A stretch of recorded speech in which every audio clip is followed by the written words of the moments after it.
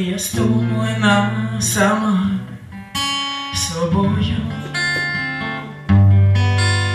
кричу, пече, болить, а може дійде, а може щось насправді з цього вийде. Я поринаю в себе з головою,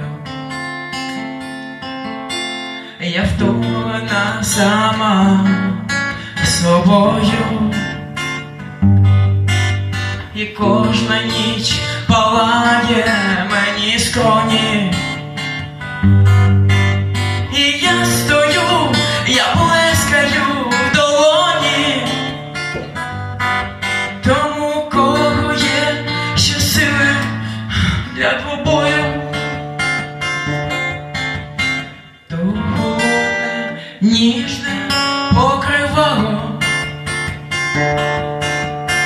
тому скеля сіра і німа. Мене думка покась в'язала, була сила серця і нема, була сила серця і нема. Я втомлена мовчаннями золотою від слів, з яких не виникне пожежа. Від тих людей не люди, так одежа. Своєї я нема, живу чужою. То холодне, ніжне покривало, тому скеля сіра і німа. Мене думка покась в'язала, була сила серця і нема, була сила серця і нема.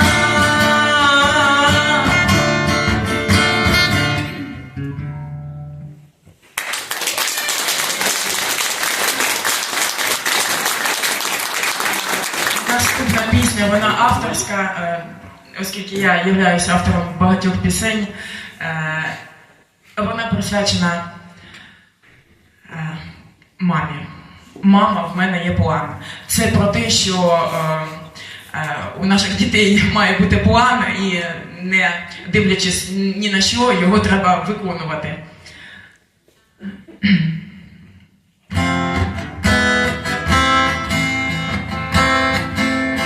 Мамо, ти казала для мрій не пізно і не рано, коли хвалила, надавала силу, і що упертості у мене чимало. Знаєш, а у мене є план, мамо. Мамо, у мене є мій план, і щастя довго жити, щорока. Мамо, нам потрібна любов, без фальші, без умов. Мамо, у мене є мій план, побачити міста, побачити моря. Мамо, нам потрібна любов, заради неї живу я і знову, і знову. Нема ніяких новин, окрім хороших, і все інше збудувати зможем, і проженемо туман. Знаєш, мамо, а у мене є план, мамо.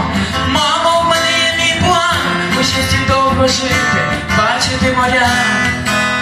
Мамо, нам потрібна любов, без масок, без умов. Мамо, в мене є мій план, побачити міста, почути океан. Мамо, нам потрібна любов, заради неї живемо і знову, і знов.